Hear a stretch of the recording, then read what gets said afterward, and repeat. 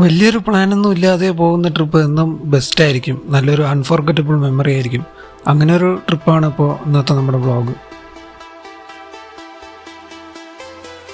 ഇത് നമ്മുടെ ടീം ആദ്യം മുന്നേ എത്തിയിട്ടുണ്ട്. കോഴിക്കോടും കണ്ണൂരും പോകാമെന്നാണ് എല്ലാവരും ഒരു അഭിപ്രായം.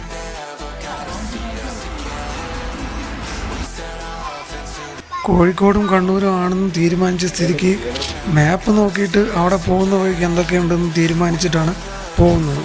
അപ്പോൾ ഒരു ബ്രേക്ക്ഫാസ്റ്റൊക്കെ കഴിഞ്ഞിട്ട് ആദ്യം പോയത് കടലുണ്ടി ബേർഡ് സാങ്ച്വറിയിലേക്കാണ്.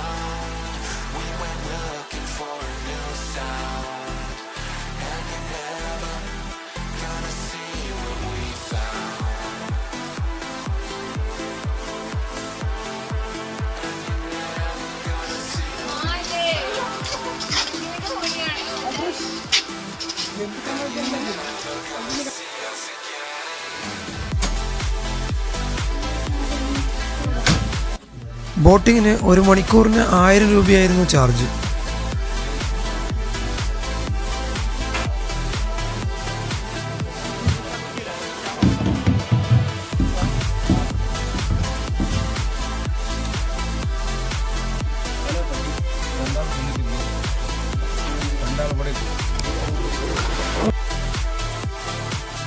ഇവിടെ നല്ല സേഫ്റ്റി പ്രിക്കോഷൻസ് ഒക്കെ അവർ നോക്കുന്നുണ്ട്.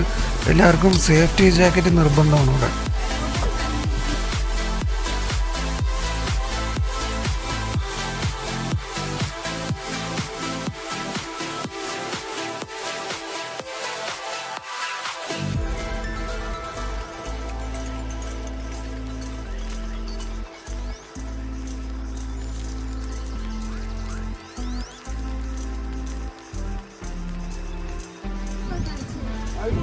നമ്മുടെ ഈ ടീം ഈ ബോട്ട് യാത്ര നല്ല രീതിക്ക് എൻജോയ് ചെയ്തു.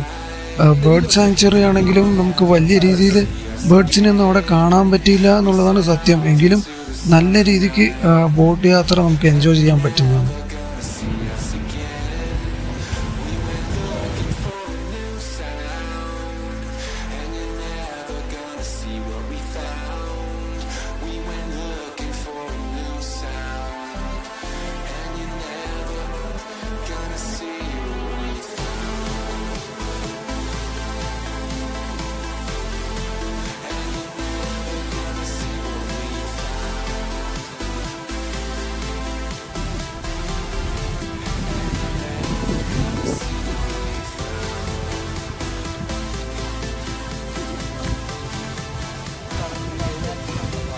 ഈ കാണുന്നതാണ് കടലുണ്ടി പാലം.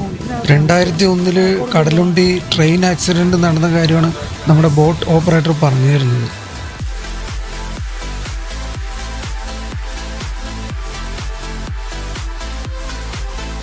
എസ്പെഷ്യലി ഈ ബോട്ട് യാത്രയിൽ നമ്മൾ ഈ കണ്ടൽക്കാടിൻ്റെ ഇടയിലൂടെ ബോട്ട് പോകുന്ന സമയത്ത് നമുക്ക് ഈ ബോട്ട് ജേർണി നല്ല രീതിയിൽ എൻജോയ് ചെയ്യാൻ പറ്റും.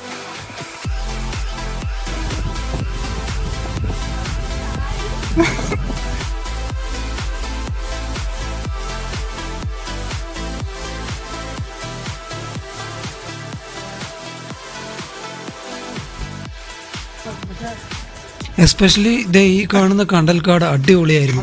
ഈ ഭാഗത്ത് കുറച്ചു നേരം ബോട്ട് നിർത്തിയിടും, എല്ലാവർക്കും ഇത് ഫോട്ടോ എടുക്കാനും ഒക്കെ ആയിട്ട്.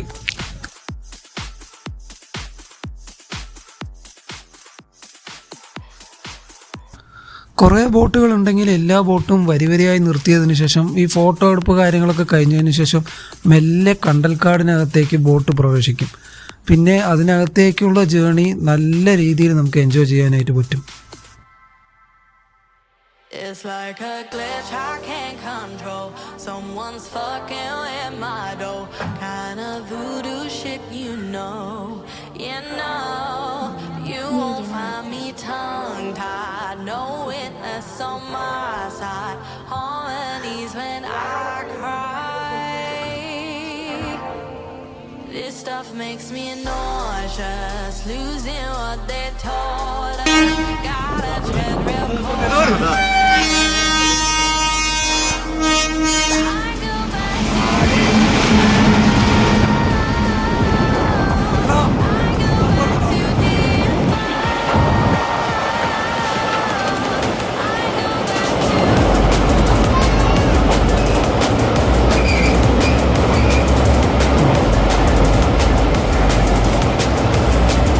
പിന്നെ കടലുണ്ടി പ്ലാനൊക്കെ കഴിഞ്ഞതിന് ശേഷം നമ്മുടെ അടുത്ത പ്ലാൻ ലഞ്ചായിരുന്നു.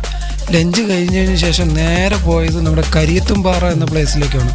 അവിടെ എത്തുമ്പോൾ തന്നെ സമയം 4:45 ആയിരുന്നു.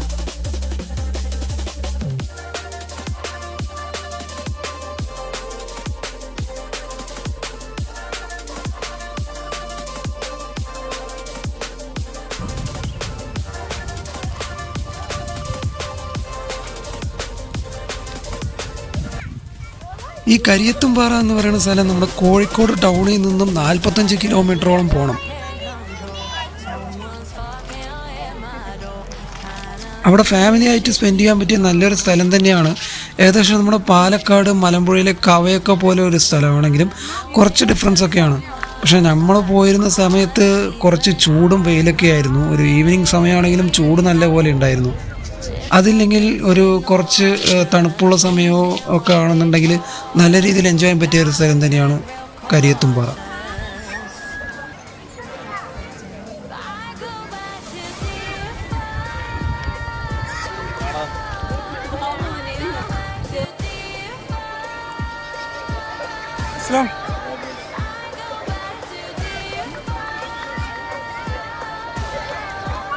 അങ്ങനെ നമ്മുടെ കരിയത്തുംപാറയൊക്കെ കഴിഞ്ഞതിന് ശേഷം അടുത്ത പ്ലാൻ നേരെ കണ്ണൂരിലേക്കാണ്. പോകുന്നതിന് മുമ്പ് നമ്മൾ ഡിന്നറൊക്കെ കഴിഞ്ഞ് നേരെ കണ്ണൂർ പോയി അവിടെയായിരുന്നു നമ്മൾ റൂമൊക്കെ എടുത്തിട്ടുണ്ടായിരുന്നത്.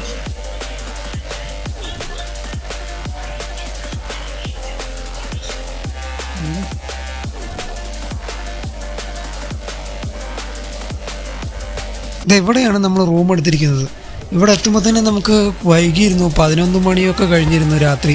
അവിടെ എത്തിയതിന് ശേഷം കുറച്ച് ഫ്രഷപ്പൊക്കെ ആയതിനു ശേഷം പിന്നെ നമ്മുടെ അഹദ് ഇവിടെ കോഫിയും ചായയൊക്കെ പ്രിപ്പയർ ചെയ്യുന്ന തിരക്കിലാണ്.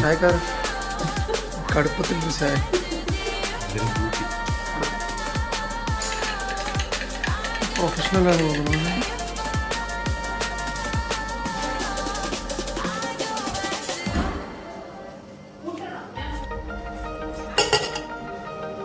അതുണ്ടാക്കിയ ചായ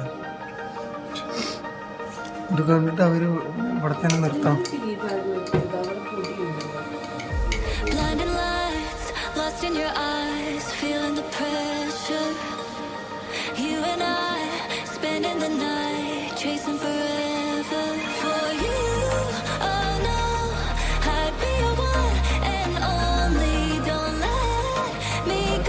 പിന്നെ അടുത്ത ദിവസം ഏർലി മോർണിംഗ് തന്നെ അടുത്തുള്ള ബീച്ചിൽ പോയി സൺറൈസ് കാണാം എന്നായിരുന്നു നമ്മുടെ പ്ലാൻ. പക്ഷേ അത് അൺഎക്സ്പെക്റ്റഡ്ലി നമ്മൾ പ്രതീക്ഷിച്ച പോലെ അല്ലായിരുന്നു. അതൊരു സൺറൈസ് ബീച്ച് അല്ലായിരുന്നു, സൺസെറ്റ് ബീച്ചായിരുന്നു. അതുകൊണ്ട് നമ്മളവിടെ കുറച്ച് നേരം ടൈമൊക്കെ സ്പെൻഡ് ചെയ്തതിന് ശേഷം അവിടെ നിന്ന് മടങ്ങി.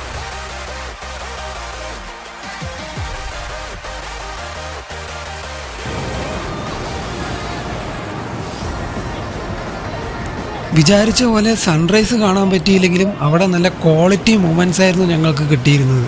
അവിടെ കുറേ നേരം നമ്മൾ വെറുതെ കളിച്ചും ബീച്ചിൻ്റെ സൈഡൊക്കെ ഇരുന്ന് ടൈം സ്പെൻഡ് ചെയ്തതിന് ശേഷം അവിടെ നിന്നുകൊണ്ട് തന്നെ നമ്മൾ അടുത്ത പ്ലാൻ എന്തൊക്കെ വേണമെന്നുള്ളതൊക്കെ പ്ലാൻ ചെയ്തതിന് ശേഷമാണ് നമ്മൾ ആ ബീച്ചിൽ നിന്ന് റിട്ടേൺ റൂമിലേക്ക് വന്നത്.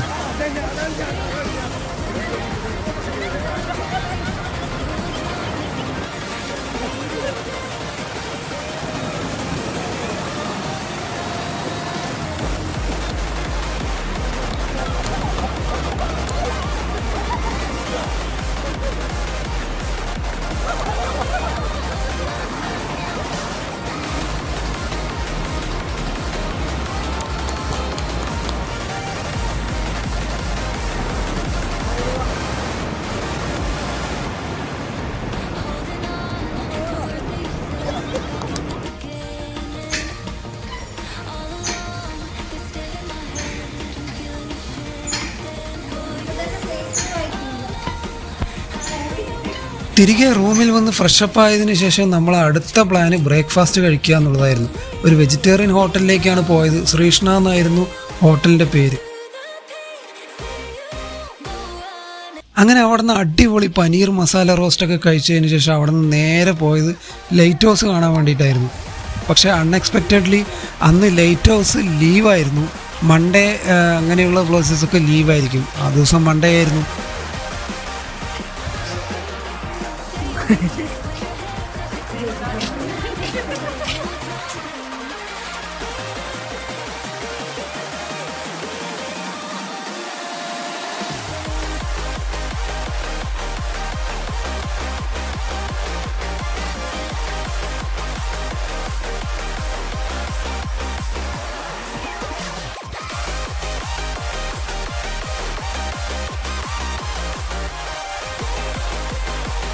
എന്തായാലും അവിടെ കുറച്ച് സമയം സ്പെൻഡ് ചെയ്തതിന് ശേഷം അവിടെ നിന്ന് നേരെ പോയത് സെൻറ്റ് ആഞ്ചലോ ഫോർട്ടിലേക്കായിരുന്നു.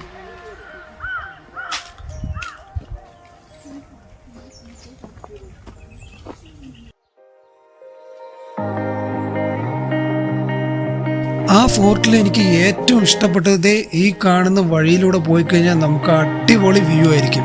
നമുക്ക് ടോട്ടൽ കടൽ നമുക്കങ്ങനെ കാണാനായിട്ട് പറ്റും.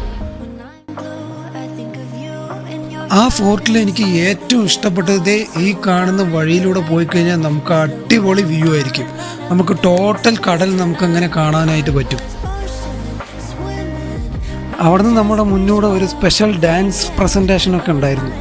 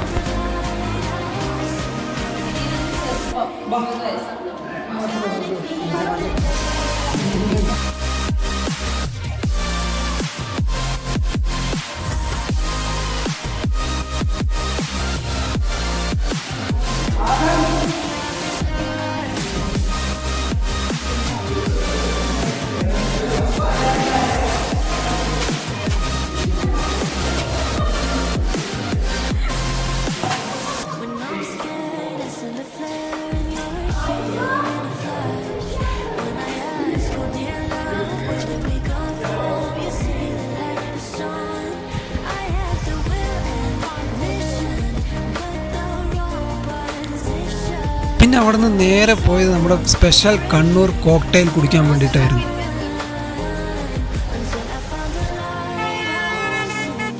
നല്ല അടിപൊളി കോക്ടെയിലൊക്കെ കുടിച്ചതിന് ശേഷം നേരെ പോയത് നമ്മുടെ പെറ്റ് സ്റ്റേഷനിലേക്കാണ്. അവിടെ 150 രൂപയാണ് പെറ്റ് സ്റ്റേഷനിലെ ടിക്കറ്റ്. പക്ഷേ നല്ല വർത്തി ആയിട്ടുള്ള കാര്യങ്ങളൊക്കെ അവിടെ ഉണ്ടായിരുന്നു.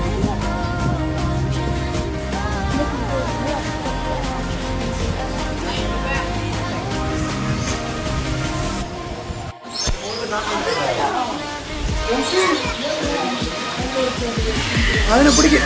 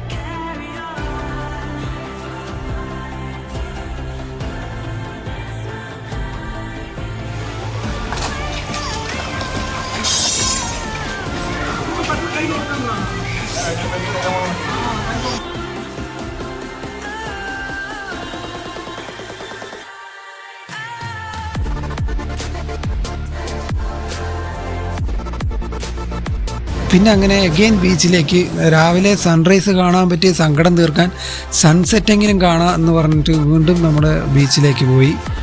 അവിടെ നമ്മൾ സൺസെറ്റ് കാണാനായിട്ട് കുറേ സമയം സ്പെൻഡ് ചെയ്തു. നല്ല മൊമെൻറ്റ്സ് ആയിരുന്നു നമുക്ക് അവിടെ കിട്ടിയത്. ഈ ബീച്ച് നമ്മുടെ ഈ ട്രിപ്പിലെ ലാസ്റ്റ് മൊമെൻറ്റ്സ് ആയതുകൊണ്ട് ഇതിന് ശേഷം വലിയ പ്ലാനുകളൊന്നും ഇല്ലാത്തത് കൊണ്ടും നമ്മളവിടെ റിലാക്സ് ആയിട്ട് കുറേ സമയം സ്പെൻഡ് ചെയ്തു. സൺസെറ്റ് ആകുന്നത് വരെ എല്ലാവരും നല്ല രീതിയിൽ അവിടെ എൻജോയ് ചെയ്തു.